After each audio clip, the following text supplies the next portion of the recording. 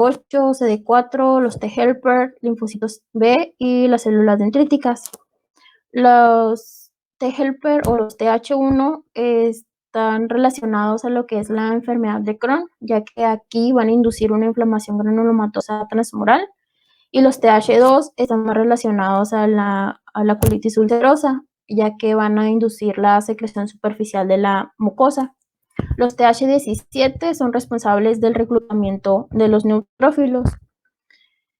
Pues como ya dije, aquí va a existir una activación inadecuada de los linfocitos T que pueden responder a antígenos nusluminales, lo que pues va a provocar que haya esta respuesta inmunitaria que no pare, por así decirlo. Aquí en el esquema se puede observar cómo las células presentadoras de antígeno, junto con las interleucinas 1, 6, 8 y 23, van a conducir a una expresión de las células TH17. Estas células, a su vez, pues inducen las células epiteliales y estromales a expresar citoquinas proinflamatorias y promover el reclutamiento de neutrófilos y acelerar lo que es la inflamación local. También las células, déjenme ver si puedo, aquí, estas rojitas, TREG y TH17, pues también se encuentran en lo que es la enfermedad inflamatoria intestinal. Estas lo que hacen es suprimir la inmunidad adaptativa de las células T, pero también secretan citoquinas inflamatorias. Entonces, pues, como vemos, todo este proceso va a hacer que haya una respuesta proinflamatoria local, pues, que se perpetúa, ¿no? Que va a quedar ahí. Por eso, pues, es inflamatoria intestinal. Ahora, ya pasando a lo que son las características macroscópicas y microscópicas de la enfermedad inflamatoria intestinal, pues tenemos lo que es primero la colitis ulcerosa. Aquí en las características macroscópicas tenemos que del 40 al 50% se presentan en el recto y colon rectosigmoides. Del 30 al 40% de los pacientes la presentan más allá del sigmoides, pero no involucra todo el colon. Y 20% la presenta como una pancolitis, que es pues ya la afectación de todo. En la colitis ulcerosa va a haber cambios endoscópicos como una ligera inflamación superficial de poca importancia clínica. Por lo tanto, se deben de hacer múltiples biopsias, incluso en la mucosa normal. En la inflamación leve, la mucosa va a estar eritematosa con superficie granular muy fina, que es similar al papel de lija, así lo menciona el libro. La inflamación grave se presenta como una mucosa hemorrágica, edematosa y ulcerada con sangrado espontáneo. Cuando ya es una enfermedad de larga duración, pues aquí vamos a poder observar una inflamación o pseudolipos como resultado de la regeneración epitelial, que es lo que se observa en la imagen que les puse ahí. Y la enfermedad fulminante es pues el megacolon tóxico. Aquí es la pared intestinal se vuelve muy delgada y la mucosa muy ulcerada, lo que pues puede provocar una perforación, y eso puede ser una complicación. En cuanto a las características microscópicas de la colitis ulcerosa, esta se va a limitar a la mucosa y a la submucosa superficial, excepto pues ya en una enfermedad fulminante que afecta a capas más profundas. Se van a encontrar criptas bífidas y reducidas en número, a menudo con un hueco entre la base de la cripta y la muscular. Incluso también se puede observar congestión vascular con edema y hemorragia focal y un infiltrado de células inflamatorias de neutrófilos, también linfocitos, células plasmáticas y macrófagos. Las características macroscópicas de la enfermedad de Crohn, pues esta enfermedad puede afectar cualquier parte del tracto gastrointestinal a comparación de la colitis ulcerosa, y a menudo puede omitir el recto, lo que lo diferencia de la colitis ulcerosa. Es una enfermedad segmentaria con áreas de salto en medio del intestino enfermo. Afecta a todas las capas de la pared intestinal a comparación de la colitis ulcerosa, que nada más afecta la superficial y endoscópicamente, pues la enfermedad de Crohn leve se puede presentar como ulceraciones superficiales aftosas o pequeñas. Y la enfermedad moderada, pues se presenta como ulceraciones estrelladas, así lo menciona el libro, que se puede funcionar longitudinal o transversalmente para demarcar lo que son islas de mucosa que histológicamente son normales. También otro dato es que la pared del intestino a menudo se engrosa y se vuelve estrecha y fibrótica, conduciendo a una obstrucción crónica recurrente del intestino delgado. Ya cuando pasa eso es cuando debemos de pensar en una cirugía, pero pues más adelante les vamos a hablar bien de eso. En cuanto a las características microscópicas de la enfermedad de Crohn, pues tienen una característica patognomónica, que son los granulomas no caseantes en todas las capas de la pared intestinal. Sin embargo, mencionaba el libro que esta característica no siempre se presenta. Entonces, a pesar de que es patognomónica, pues no siempre se puede ver histológicamente. Otras características histológicas pueden ser, en aproximadamente 30%. Otras características son agregados linfoides submucosos o subserosos, lejos de lo que es el área de la ulceración.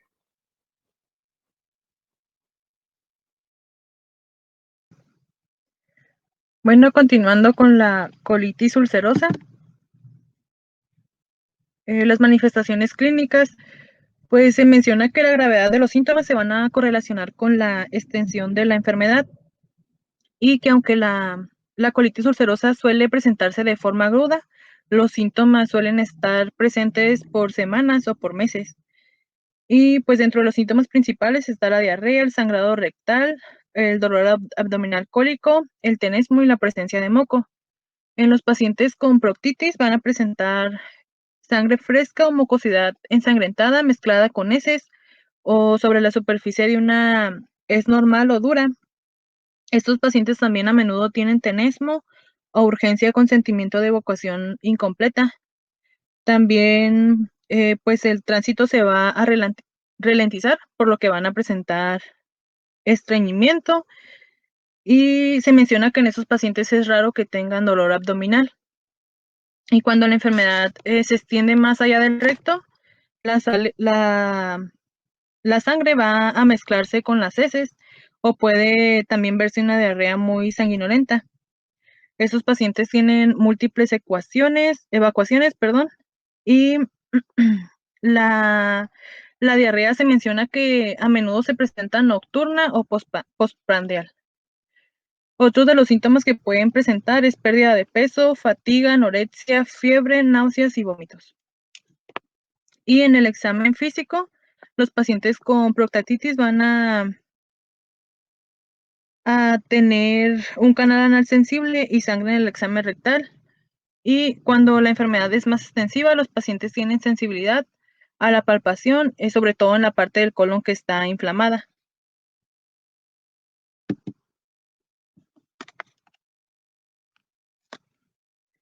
Pasando al diagnóstico, pues este se va a basar principalmente en los síntomas que presente el paciente, en que en el examen de heces pues esté negativo para organismos patógenos y en el aspecto endoscópico, histología de las muestras de biopsia.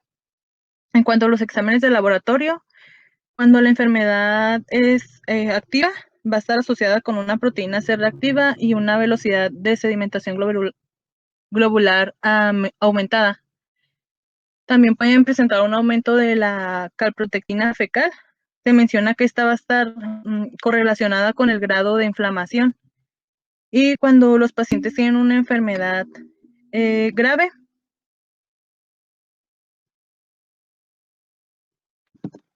van a tener la albúmina sérica y la hemoglobina disminuida y también pueden presentar leucocitosis.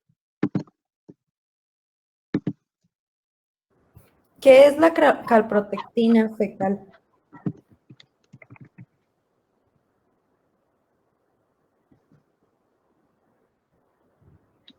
Pues es una proteína. ¿Y luego? ¿Qué más? Que tiene como propiedades antimicrobianas. Ajá.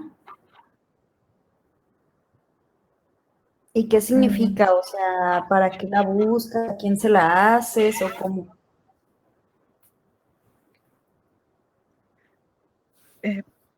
Pues ahí como mencioné, pues es para correlacionarlo con el grado de inflamación que presente pues el paciente.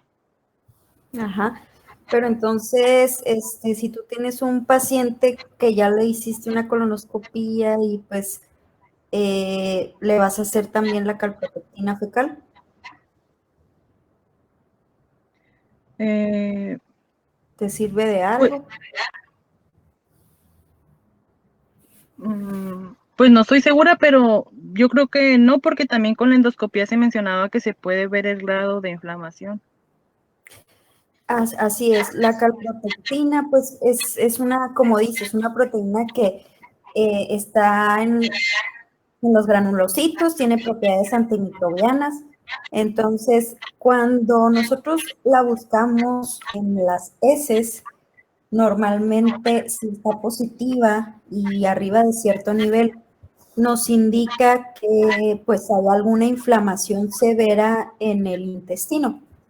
Entonces, últimamente, pues ya tiene varios años que ha agarrado, pues, o que tiene más auge, porque nos puede, digamos, salvar de tener que realizar un estudio endoscópico como para diferenciar aquellos trastornos inflamatorios como estos versus trastornos funcionales como el síndrome de intestino irritable o como habíamos comentado, trastornos funcionales del tubo digestivo, que suelen ser trastornos benignos que simple y sencillamente, digamos, no hay ninguna anormalidad aparente en el tracto digestivo de estos pacientes. Entonces, cuando una colprotectina está elevada, pues nos dice que definitivamente hay algo que está alterando la pared intestinal, que la está ulcerando, que la está haciendo, digamos, sangrar, por lo que tanto se consideraría, por ejemplo, en un paciente con diarrea, pues una diarrea inflamatoria, ¿verdad? Entonces, como tú dices, no la utilizamos en todos los pacientes. Aquí en México es muy cara, ¿sí? La cantidad o la calprotectina de forma cuantitativa sale casi lo mismo que pues hacerse una colonoscopía. Pues, prefieres mejor hacerte la colonoscopía en lugar de, porque de todas maneras te da más información que hacerte la pura calprotectina. Es lo malo de la calprotectina, pero en otros países pues es mucho más barata que una colonoscopía, por lo que sirve para descartar algún trastorno orgánico y no tener que hacer algún estudio endoscópico.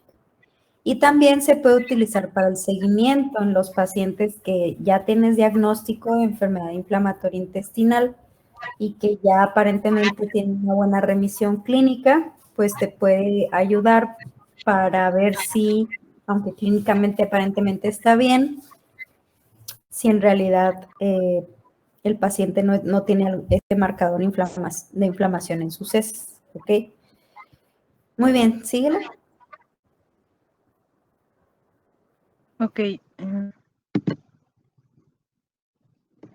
Bueno, continuando con los estudios endoscópicos, pues la sigmoidoscopía se menciona que es útil para evaluar la actividad de la enfermedad y esta se realiza a menudo antes del tratamiento para así confirmar el diagnóstico. Y si el paciente no presenta una inflamación aguda, la colonoscopía también es útil para evaluar la extensión y la actividad de la enfermedad. Esta pues se puede como clasificar. La enfermedad leve se va a caracterizar por eritema, patrón vascular disminuido y fiabilidad leve. La enfermedad moderada se caracteriza por patrón vascular ausente, eritema marcado, fiabilidad y erosiones. Y la enfermedad grave, esta ya suele presentarse con sangrado espontáneo y ulceraciones.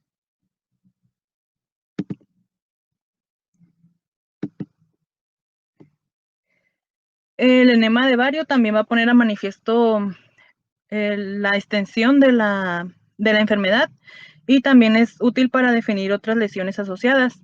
Inicialmente se observa un llenado incompleto por la inflamación, ulceraciones finas, contornos colónicos irregulares y defectos de llenado polipoides. Y en los estadios crónicos hay acortamiento del intestino, depresión de los ángulos, estrechamiento de la luz y rigidez, y el intestino tiene un aspecto simétrico, sin austras y tubular. Y se menciona que son raras las estenosis y aparecen concéntricas con respecto al lumen intestinal, mostrando bordes fusiformes.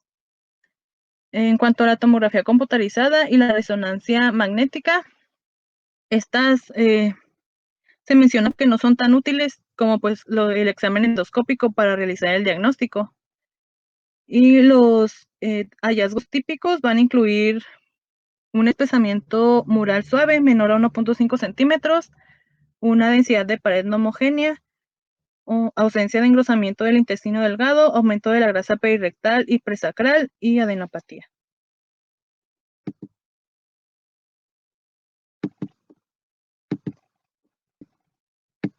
En cuanto a la clasificación de la gravedad, pues a lo largo de la historia natural de esta enfermedad, el paciente suele como alternar entre periodos de remisión y periodos de exacerbaciones o brotes. Y pues va a ser importante conocer la severidad de estos brotes para así pues poder indicar un tratamiento.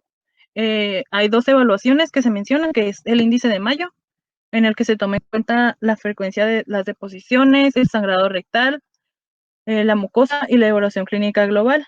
Esta pues te da una puntuación y dependiendo de esta va a ser si es un brote leve, moderado o severo. Y los criterios de True-Love y Wills, en los que se toman en cuenta las deposiciones con sangre al día, el pulso por minuto, la temperatura, la hemoglobina, la velocidad de sedimentación globular y la proteína C reactiva. Estos del True-Love-Wits en realidad son bastante sencillos porque los puede hacer cualquiera, ¿no? Entonces, para los otros, por ejemplo, de Mayo, pues también necesitas la endoscopía. Pues, por ejemplo, si ustedes llegan a diagnosticar o a tener la sospecha de un paciente que tiene colitis ulcerosa, pues vale la pena siempre clasificar según leve, moderada, severa, porque de eso depende mucho si ustedes lo tienen que mandar al hospital, ¿verdad? Directamente. Entonces, normalmente, como vimos, como nos mencionaste en un inicio, la mayoría de los pacientes va a tener una enfermedad que solo va a incluir, o bueno, la mitad de los pacientes va a tener una enfermedad que solo incluye el colon izquierdo, digamos el sigmoides y el recto. Estos pacientes pues generalmente se van a presentar sobre todo con hematoquesia, van a presentar pujo, tenesmo, muy importantemente, producción de moco, pueden tener dolor abdominal también, distensión e incluso, como mencionaste, estos pacientes pueden tener constipación en realidad, a diferencia de diarrea, ¿no? Por la inflamación rectal más que nada y por la sensación de pujo que ellos sienten que quieren ir al baño, pero en realidad es porque está el recto inflamado. Pero conforme la enfermedad se va haciendo más proximal hasta llegar a colon derecho, pues los pacientes pueden tener más datos de inflamación, de respuesta inflamatoria sistémica. Entonces, además, la misma enfermedad les está haciendo perder sangre, con lo que puede bajar bastante la hemoglobina. Incluso pueden tener un descenso también de las proteínas de la sangre, de la albúmina, por toda la respuesta inflamatoria y al mismo tiempo, pues porque no están llevando una dieta adecuada. Se pueden sentir cuando tienen una afección importante, se pueden sentir como enfermos, con mucho ataque, con mucha anorexia, con ataque al estado general, mucha fatiga. Pues porque a pesar de que la respuesta inflamatoria está ocurriendo más que nada en el colon, pues ustedes saben que también hay mediadores inflamatorios que viajan por toda la circulación sistémica. Entonces, por eso estos pacientes también tienen síntomas sistémicos. También pueden tener una pérdida de peso muy importante. Entonces, pero lo más característico y lo que siempre los debe de hacer pensar en colitis ulcerosa, pues, es que tengan esa hematoquesia, ¿no? El sangrado, pujo y tenesmo, más que nada, son como que los datos más clásicos. Entonces, tan fácil como tener el cuadro clínico, preguntar cuántas deposiciones o cuántas deposiciones hay al día, contar la frecuencia cardíaca, contar la temperatura y con solo estudios generales donde podamos ver una hemoglobina, una BCG, una PCR, con eso podemos calcular el Chilaiditi. Generalmente un paciente leve con pura proctitis, pues seguramente no va a estar ni taquicárdico, ni va a tener fiebre, a lo mejor hasta los marcadores inflamatorios van a estar negativos, pero lo más se va a centrar en su sintomatología. Pero un paciente que tenga una enfermedad severa, una pancolitis, pues seguramente va a estar taquicárdico, puede tener picos febriles y va a tener los marcadores inflamatorios elevados. Ahora, no excluye tampoco que haya pacientes con enfermedad en puro lado izquierdo que también se presenten de una manera severa. También se pueden presentar. Entonces, prácticamente, pues ya lo que nos va a ayudar a hacer el diagnóstico como tal, pues es la colonoscopía. Perdón que me voy a mover un poquito de tu presentación. Bueno, esto ya lo mencionamos. Generalmente un paciente que te llega con estos síntomas, pues hay que pedirle estudios generales, una biometría hemática donde podemos ver anemia. Esta anemia puede ser microcítica generalmente porque son pacientes que están perdiendo durante mucho tiempo sangre, porque el diagnóstico desgraciadamente se tarda bastante tiempo cuando no llegan con un gastroenterólogo directamente. Y podemos tener, por ejemplo, pues vamos a pedir también una química, unos electrolitos, pues porque son pacientes que pueden tener alteración renal debido a la diarrea o a la pérdida de sangre.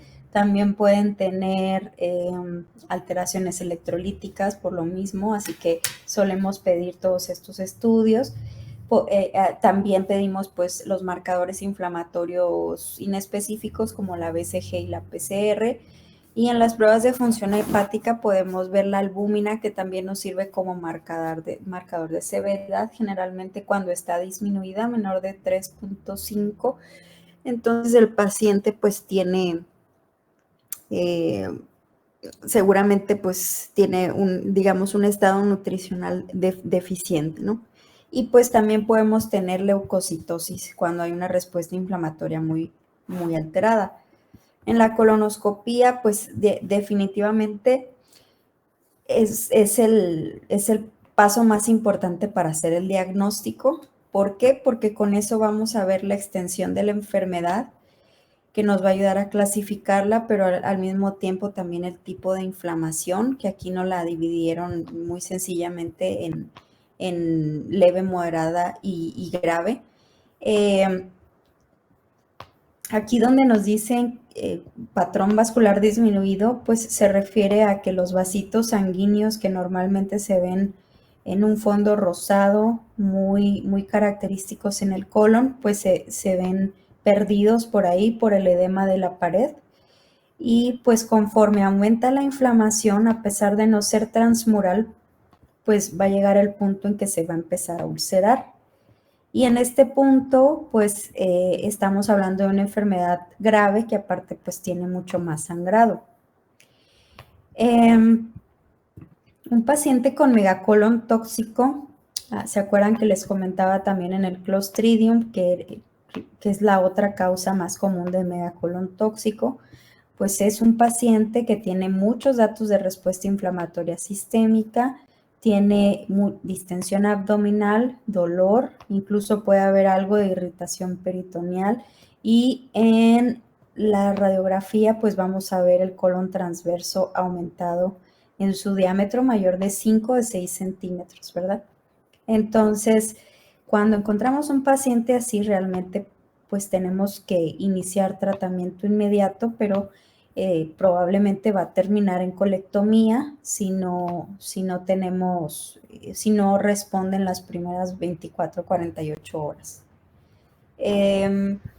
Los estudios de imagen, por ejemplo, el enema de Vario no lo utilizamos mucho, de hecho no lo utilizamos para nada ya, si ya tenemos la colonoscopía, pero pues como dato curioso y dato clásico, un paciente que tiene una colitis ulcerosa crónica va a tener un intestino tubulizado, sin austras, como una manguera, así se termina viendo como una manguera sin austraciones ni datos de movilidad, porque se va haciendo rígido, ¿no? Las estenosis en realidad no son características de esta enfermedad, esas más bien se ven en la enfermedad de Crohn. La enfermedad de Crohn puede tener varios fenotipos, al rato se los comento, y uno de ellos es el fenotipo que presenta estenosis. Entonces les digo, el enema de Vario pues no lo utilizamos. Y la tomografía pues generalmente nos ayuda al diagnóstico. Si vemos un paciente que tiene el engrosamiento mural, pues podemos sospechar muchas cosas, desde una colitis ulcerosa hasta una infección, ya sea por amibiasis o por parásitos, por bacterias, también la pueden presentar. También un cáncer, aunque pues el cáncer es focalizado, digamos, no se ve en toda la pared.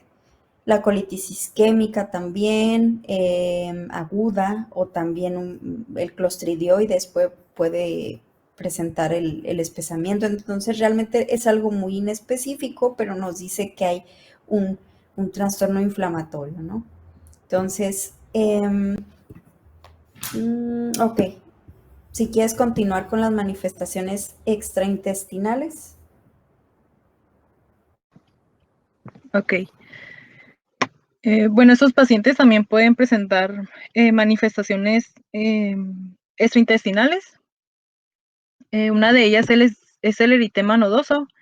Esta es la lesión cutánea más frecuente y se va a correlacionar con la actividad de la enfermedad.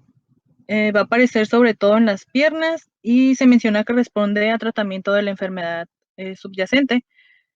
Y pues esta manifestación se menciona que es más típica de la enfermedad de Crohn que de la colitis ulcerosa. Otra manifestación es el pioderma gangrenoso. Esta es una lesión necrótica ulcerada grave que evoluciona independientemente de la actividad de la enfermedad, y esta sí es más frecuente en la colitis ulcerosa.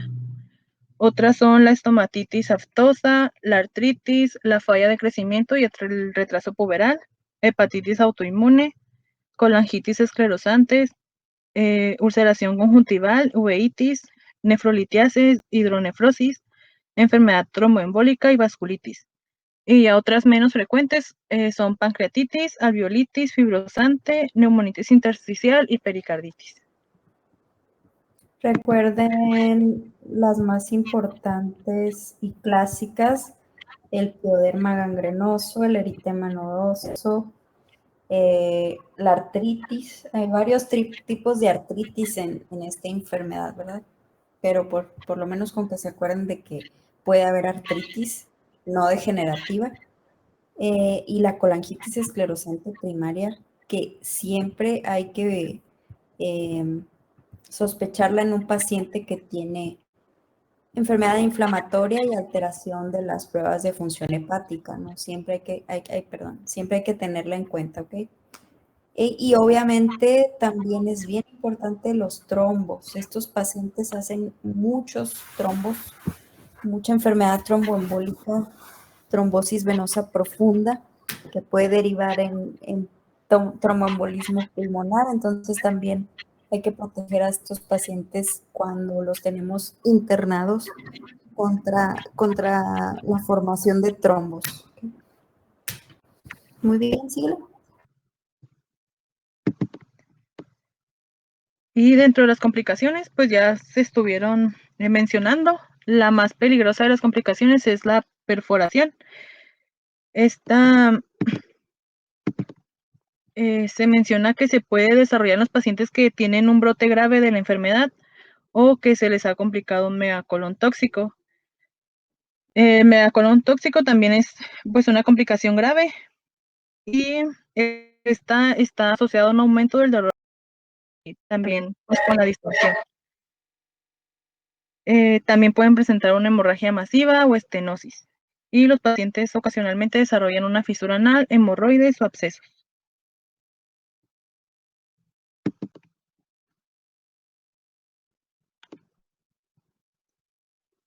Antes de que empiece enfermedad de Crohn, nada más les quiero hacer hincapié.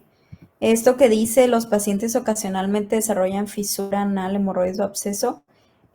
No se confundan. Casi siempre la enfermedad inflamatoria que hace problemas perianales es la enfermedad de Crohn. Entonces, para que luego no se confundan de que el CUSI causa problemas perianales, en realidad es más común en la enfermedad de Crohn.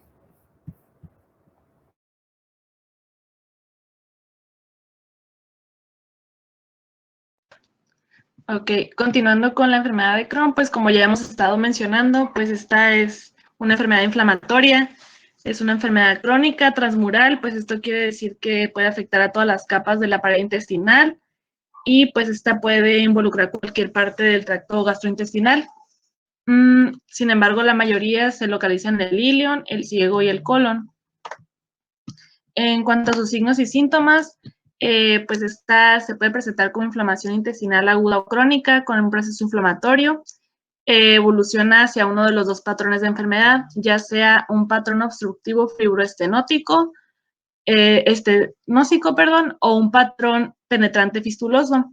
Las manifestaciones clínicas pues, más características de esta enfermedad son una diarrea crónica, el dolor abdominal, pérdida de peso, fiebre y sangrado rectal. Pues como todas las patologías que hemos revisado, pues se debe realizar una historia clínica detallada y completa con un interrogatorio acerca de cuándo iniciaron los síntomas, si ha tenido viajes recientes, si tiene alguna intolerancia a algún tipo de alimento o si ha tomado algún tipo de antibiótico AINE o si tiene el antecedente de apendicectomía que estuvimos revisando. Y pues la enfermedad de Crohn se presenta de diferentes maneras dependiendo de la ubicación, va a influir en las manifestaciones clínicas. Cada una de estas ubicaciones pues va a tener diferente tratamiento y pronóstico. En ileocolitis, pues la ubicación más común de inflamación en esta patología es el ilion terminal. La presentación habitual de ileocolitis es una historia crónica de episodios recurrentes, de dolor en el cuadrante inferior derecho y diarrea. Mencionaba que a veces puede imitar una apendicitis aguda, ya que presentan dolor en el cuadrante inferior derecho y puede haber una masa palpable, fiebre y leucocitosis. También presentan un dolor que frecuentemente es cólico y se alivia a la defecación. La pérdida de peso es común. Los pacientes suelen perder del 10 al 20% del peso corporal. En el cuadrante inferior derecho pueden presentar una masa inflamatoria palpable. Esta es pues una mezcla de intestino inflamado, el mesenterio adherido e indurado y pues los ganglios linfáticos abdominales que están agrandados. Esto mencionaba que a veces puede crecer tanto hasta llegar a obstruir el uréter derecho o inflamar la vejiga.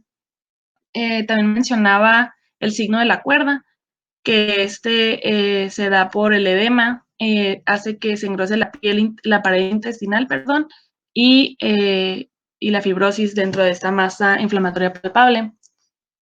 Frecuentemente, pues los pacientes mencionan que en esta ubicación presentan una fiebre leve o elevada, y pues esto hace pensar que los pacientes han tenido una formación de abscesos intraabdominales. se divide por la fase inicial y la crónica. En la fase inicial, pues los pacientes presentan síntomas obstructivos, que en esta etapa hay un edema de la pared intestinal y van a producir manifestaciones obstructivas que son de una manera intermitente y también pueden tener síntomas de dolor postprandial. Ya en la fase crónica, la inflamación pues persistente, esta puede llegar a progresar lentamente a un estrechamiento fibroso y los pacientes pueden tener estenosis.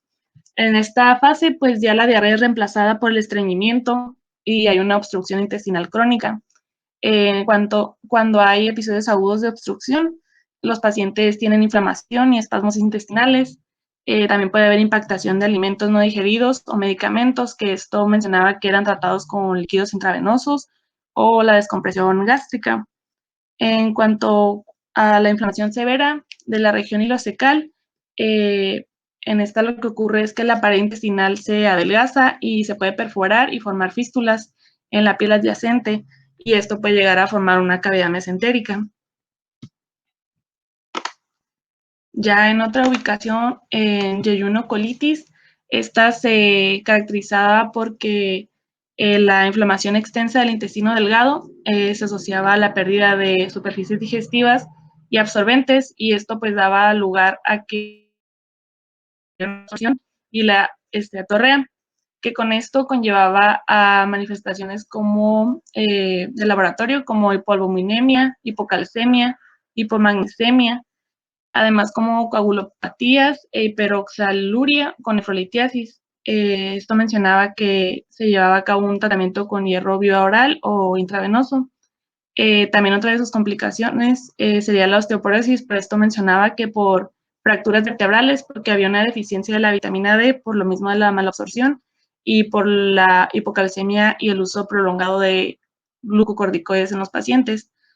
También podían presentar pelagra, que esta es una deficiencia de la vitamina D3, así como anemia megaloblástica, síntomas neurológicos y niveles bajos en zinc, selenio,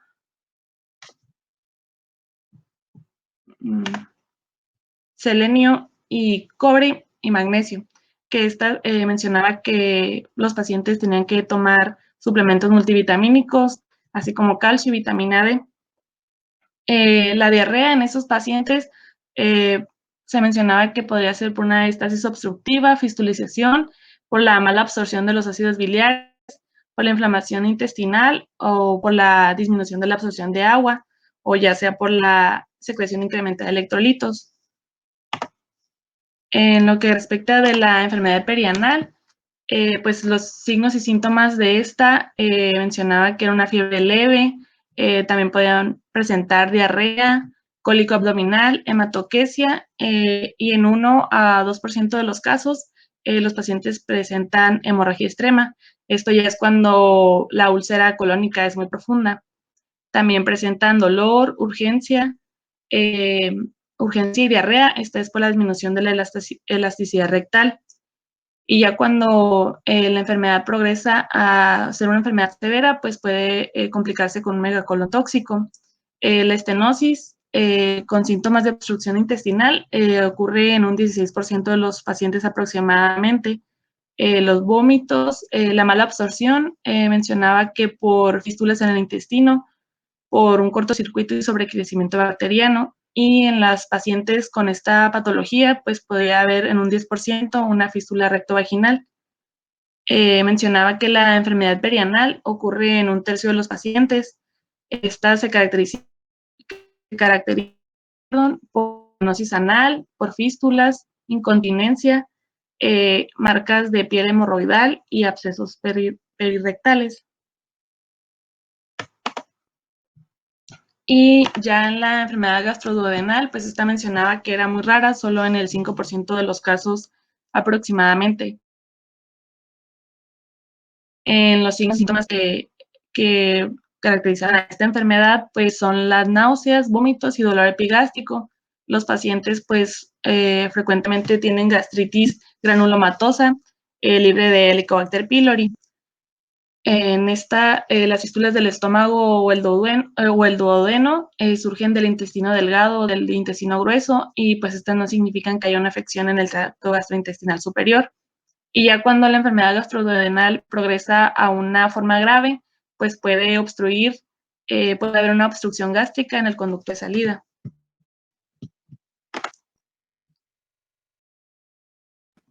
En cuanto a los estudios de laboratorio, pues de igual manera como lo vimos en la patología pasada, en la colitis ulcerosa, pues también en esta se ve una BCG elevada, la proteína C reactiva también está elevada. En la enfermedad grave, pues se va a ver una hipoalbuminemia, anemia y leucocitosis. En cuanto a la endoscopía, pues esta es útil cuando hay una afectación gastroduodenal en pacientes que tienen síntomas gastrointestinales superiores. Sin embargo, pues mencionaba la bibliografía que no existe un estándar de oro para el diagnóstico de la enfermedad de Crohn. Esta, pues, como todas las patologías, pues se necesita de una evaluación clínica adecuada y pues combinar los hallazgos endoscópicos característicos e histológicos que ya hemos mencionado al principio para poder confirmar el diagnóstico. En lo que respecta a la endoscopía, pues mencionaba que el 60% de los pacientes con colitis es útil en el 60% de los pacientes con colitis, úlceras aftosas y lesiones en saltos. En cuanto a la colonoscopía, pues esta es para el examen y biopsia del hilo terminal. Mencionaba también que en una endoscopía superior, se buscan ulceraciones aftosas, erosiones irregulares en forma de úlceras, pliegues nodulares y que la membrana mucosa sea granular y haya estenosis. Mencionaba endoscopía de cápsula inalámbrica, que esta es una visualización directa de la mucosa del intestino delgado. Esta tiene mayor sensibilidad que la enterografía por tomografía computarizada o resonancia magnética. Y en cuanto a la radiografía, pues en una enfermedad inicial se pueden observar pliegues engrosados y ulceraciones aftosas. Y ya en un estadio avanzado, pues se pueden observar estenosis, fístulas, masas inflamatorias y abscesos. Y finalmente mencionaba el signo de las cadenas, que estas eran áreas largas de inflamación circunferencial en las que había fibrosis y había segmentos con estrechamiento luminal. Entre las complicaciones más relevantes de la enfermedad de Crohn, la perforación era en 1 a 2% de los casos, más que nada en el ilion y yeyuno. En el absceso intraabdominal o pélvico, se da en el 10 al 30% de los casos. En esta se mencionaba que la terapia es el drenaje guiado por tomografía. Sin embargo, pues la mayoría de los pacientes requiere una cirugía. La obstrucción intestinal pues se da en el 40% de casos, y otras complicaciones pues es una hemorragia masiva, mala absorción y enfermedad perianal grave. Y finalmente, de la enfermedad de Crohn, pues los marcadores serológicos, no existe realmente un índice con el que se pueda cuantificar la actividad de la enfermedad para poder evaluar objetivamente. Sin embargo, la bibliografía mencionaba que existen marcadores serológicos. Los que tienen mayor utilidad son los ANCA y los ASCA. ANCA es anticuerpos antineutrofílicos citoplasmáticos, y ASCA, anticuerpos anti-Saccharomyces cerevisiae. Estos daban la actividad de entre si era una enfermedad de Crohn o una colitis ulcerosa. Sin embargo, mencionaba que tiene una baja sensibilidad, ya que es del 50%, y la especificidad es mayor al 90%. Ok. Y otra desventaja, pues que hay poco uso en la práctica clínica para la predicción del curso de la enfermedad. También mencionaba que hay nuevos marcadores, los cuales son purina C anti-Escherichia coli, anti-L2 pseudomonas y entre otros. Sin embargo, pues ninguna guía mencionaba que se recomiende la detección de estos anticuerpos por las limitaciones que existen. Y ya.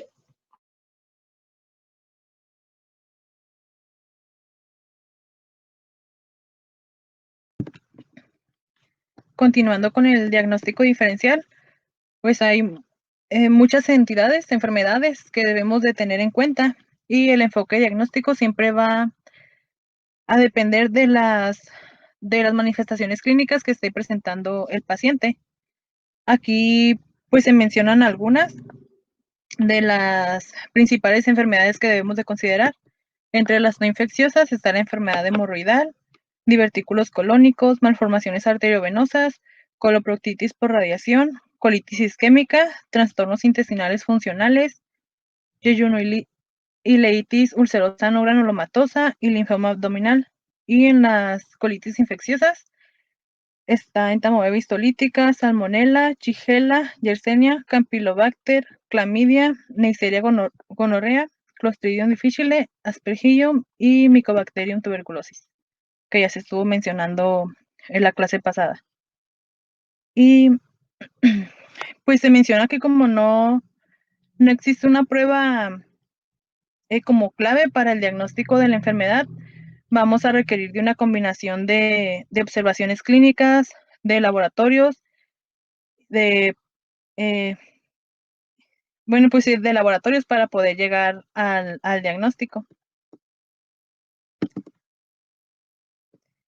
Ya pasando al tratamiento, este va a ser escalonado y va a consistir en aminosalicilatos, antibióticos, corticoides, inmunosupresores y terapias biológicas. Los objetivos del tratamiento van a ser alcanzar el control clínico y de laboratorio de la inflamación, tratando de lograr la remisión con la menor cantidad de efectos colaterales. También promover el crecimiento a través de una nutrición adecuada y permitir que el paciente tenga una calidad de vida adecuada. El tratamiento de la colitis ulcerosa y de la enfermedad de Crohn pues es muy similar, son los mismos fármacos, sin embargo van a tener consideraciones especiales. Iniciando por los aminosalicilatos y la mesalazina, que me falta aquí. Pues van a estar indicados orales para la inducción a la remisión en brotes leve a moderado posterior al empleo de esteroides intravenosos con cambio a vía oral, y también en el mantenimiento de la remisión. Y los tópicos para la inducción a la remisión en brote leve a moderado de colitis distal o extensa, y también para el mantenimiento de la remisión en la colitis ulcerosa distal. Estos, pues algunos de los que se mencionan es la sulfasalazina con una dosis de 4-8 gramos al día, la oxalacina de 1 a 3 gramos al día, la valsalacida con una dosis de 2.25 a 6.75 gramos al día, Asacol 2.4 a 4.8 gramos al día, Claversal 1.5 a 3 gramos al día y Lialda 2.4 a 4.8 gramos al día.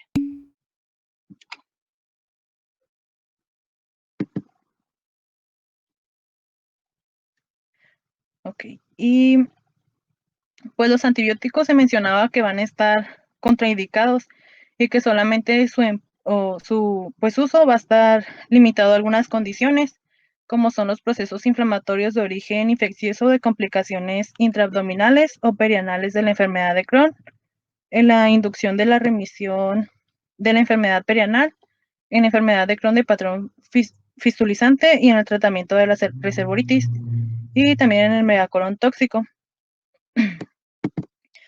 Aquí se mencionaba que el más común que se empleaba era el ciprofloxacino con una dosis de 500 miligramos 2 veces al día, y también se podía usar metronidazol 15 a 20 miligramos por kilogramo al día dividido en 3 dosis. En cuanto a los corticoides, pues estos van a estar indicados en la inducción a la remisión, vía oral para los brotes moderados de ambas enfermedades y vía parenteral para los brotes graves.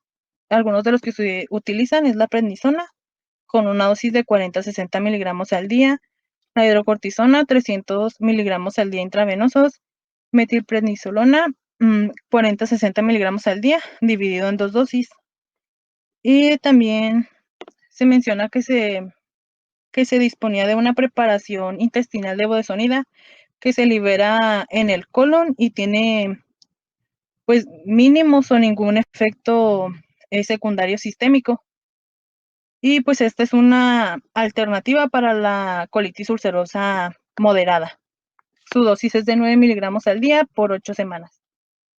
Se mencionaba que pues estos no van a estar indicados para el mantenimiento de la remisión en los pacientes, ni con colitis ulcerosa, ni pues con enfermedad de Crohn, y que la retirada del tratamiento debe ser de manera paulatina.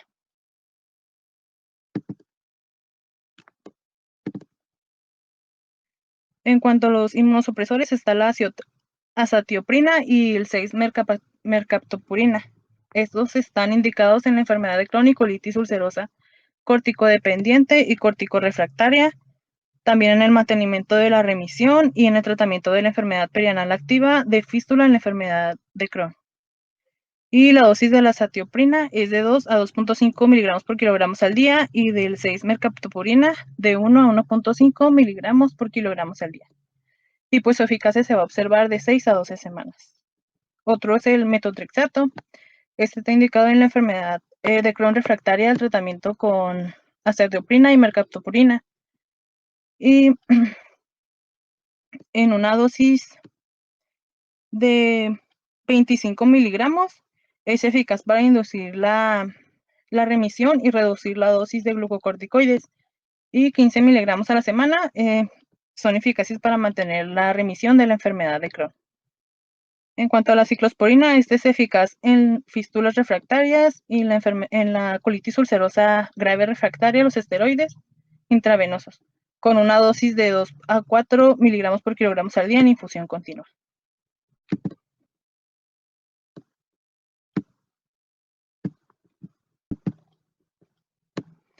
Ya pasando a las terapias biológicas, pues estos son anticuerpos monoclonales antifactor de necrosis tumoral de tipo IG1.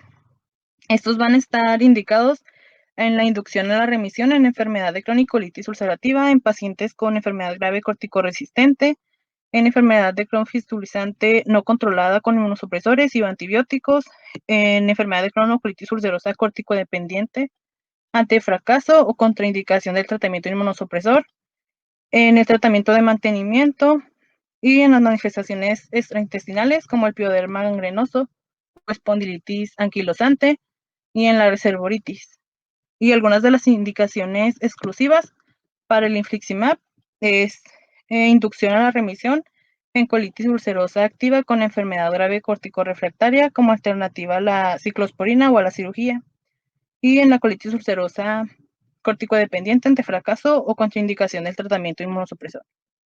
Y pues algunos de los medicamentos que se mencionaba era el infliximab. Ok.